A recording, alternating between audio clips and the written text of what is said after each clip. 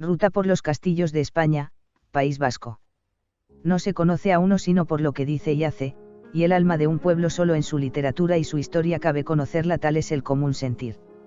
Es hacedero, sin embargo, conocer a un pueblo por debajo de la historia, en su obscura vida diaria, y por debajo de toda literatura, en sus conversaciones. Si los pueblos sin historia son felices, felicísimos han sido los vascos durante siglos y siglos, dijo de nosotros Cánovas del Castillo. De esta felicidad secular arranca nuestra juventud, una juventud amasada durante siglos.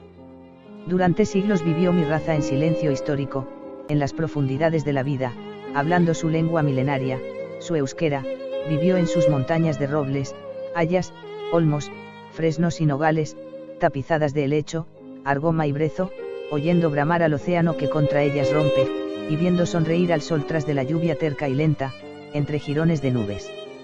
Las montañas verdes y el encrespado Cantábrico son los que nos han hecho. La inteligencia de mi raza es activa, práctica y enérgica, con la energía de la taciturnidad. No ha dado hasta hoy grandes pensadores, que yo sepa, pero sí grandes obradores, y obrar es un modo, el más completo, acaso, de pensar.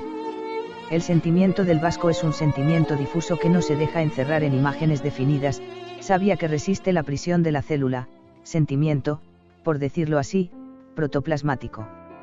Está ya en la música, que es lo menos ligado a empobrecedoras concreciones. Coged las letras de Iparraguirre sin música, hacedlas traducir, y os resultará lo más vulgar y pedestre. Y, sin embargo, oíd cantar aquel, extiende y propaga tu fruto por el mundo mientras te adoramos, árbol santo, y como en un mar se brizará en sus notas robustas vuestro corazón, acordando a ellas sus latidos. Y es que letra y música se concibieron juntas, como formas de una misma substancia. Alma vasca, Miguel de Unamuno. Castillo de Arteaga. Conocido como el Castillo de Eugenia de Montijo, esposa del emperador Napoleón III, la responsable de la reforma de lo que era una torre del siglo XIII después de que su hijo fuera nombrado, vizcaíno originario, por las juntas de Vizcaya.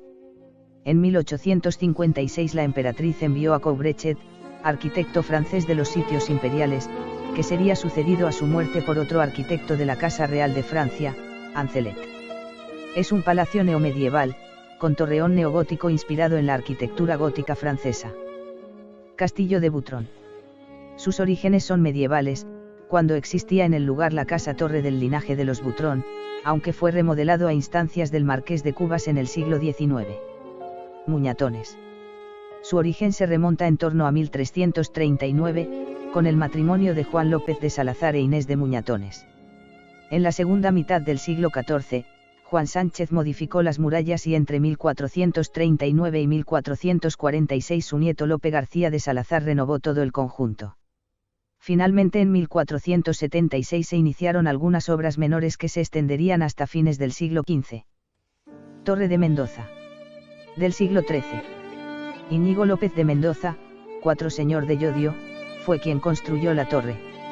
Mendoza asistió a la batalla de las Navas de Tolosa en 1212 y por haber contribuido a la rotura del cerco de las cadenas que custodiaban la tienda del Muhammad an-Nasir, Miramamolín, añadió a su escudo de armas una orla con las cadenas. Torre de Villela. Se supone su origen se remonta a la aparición de la villa en 1376 y que a finales del XV la torre actual fue levantada por Juan Sánchez de Villela. En 1852 se transformó en palacio por el conde de Cancelada. En la década de los 60 la adquirió la Diputación, cediéndola al Ayuntamiento de Munguía. Castillo del Emperador Carlos V. Imponente construcción del siglo XIII que fue ampliada en obras posteriores por orden de Carlos V, instalando en él una plataforma artillera. Durante la mayor parte de su historia estuvo destinado a la función de cuartel y de residencia del gobernador de la plaza militar, sufriendo numerosos avatares a lo largo de su historia.